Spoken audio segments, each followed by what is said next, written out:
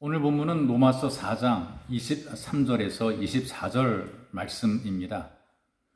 그에게 의로 여겨졌다 기록된 것은 아브라함만 위한 것이 아니요 의로 여기심을 받을 우리도 위함이니 곧 예수 우리 주를 죽은 자 가운데서 살리신 이를 믿는 자니라. 이 말씀으로 믿음이라는 주제로 말씀을 나누려고 합니다. 요즘 여러분들의 신앙은 어떠신가요? 과거에는 열심히 교회를 다녔으나 지금은 멀어진 사람들이 있습니다. 또 열심히 교회는 왔음에도 불구하고 전혀 믿어지지 않은 사람도 있습니다. 예전에는 믿음이 좋다고 했으나 지금은 그 믿음을 유지하지 못하는 사람도 있습니다. 요즘에 보니까 세상에서 교회를 욕하고 비난하니까 자기의 교인됨을 당당하게 말하지 못하는 경우도 있습니다. 여러분, 우리는 믿음을 분명히 해야 됩니다. 우리 믿음은 하나님을 믿는 믿음이지 사람을 믿는 믿음이 아닙니다. 우리는 오직 하나님만 믿습니다. 그럼에도 불구하고 믿음의 확신이 없다면 도대체 왜일까요? 기독교 대학에서 의무적으로 참석하게 되어 있는 것이 바로 예배 시간입니다.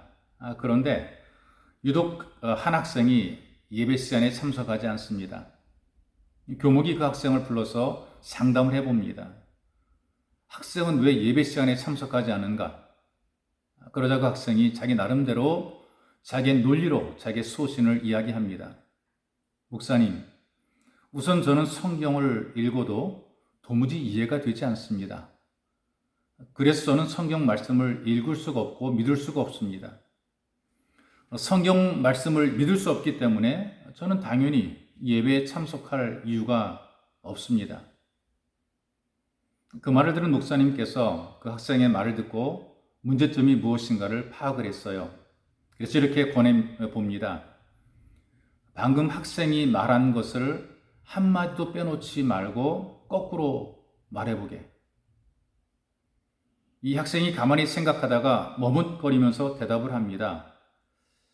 제가 예배에 참석하지 않기 때문에 성경 말씀을 믿지 못하는 것이 되고 제가 성경 말씀을 믿지 못하기 때문에 성경 말씀을 이해할 수 없는 것 같습니다. 목사님께서 이렇게 타일렀어요. 맞네, 바로 그거야. 예배에 참석하지 않으니까 믿음이 생길 리가 없고 또 믿음이 없으니까 말씀을 읽어도 이해가 되지 않고 그러니 이제부터 예배에 열심히 참석해라. 그러면 믿음도 생기고 믿음이 생기면 저절로 성경 말씀도 이해가 된단다. 이렇게 충고하고 권면해 주었습니다.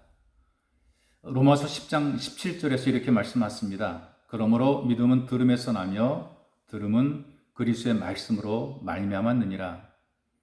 믿음은 이렇게 예배를 통해서 자라고 말씀을 들음으로 알아가게 되는 것입니다. 성경은 머리로 이해하고 눈으로 보기 전에 그보다 먼저 믿음을 강조하고 있다는 사실을 기억을 해야 됩니다. 요한복음 3장 16절의 말씀이지요. 하나님이 세상을 이처럼 사랑하사 독생자를 주셨으니 이는 저를 믿는 자마다 멸망치 않고 영생을 얻게 하려 하심이라. 사도행전 16장 31절의 말씀입니다. 주 예수를 믿으라.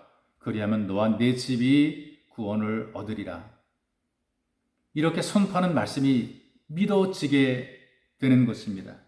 그러나 온전히 믿지 못하고 의심하는 사람들이 있기에 성경이 또 이렇게 말씀하십니다. 마가복음 9장 23절입니다. 예수께서 이르시되 할 수 있거든이 무슨 말이냐?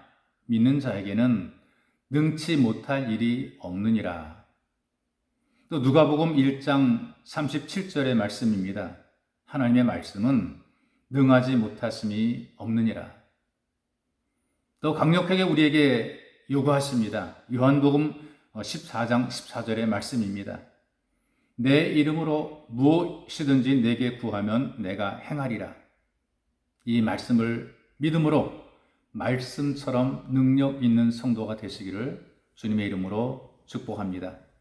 살아계신 하나님, 우리가 참 부족한데 우리의 지식으로 생각으로 결코 믿을 수 없는데 우리로 믿게 하신 그 은혜가 있기에 감사합니다. 우리에게 주어진 그 모든 말씀을 믿고 믿음으로 다시 일어서고 회복이 될 수 있도록 복을 더하여 주옵소서. 보배로우신 예수님의 이름으로 기도하옵나이다. 아멘.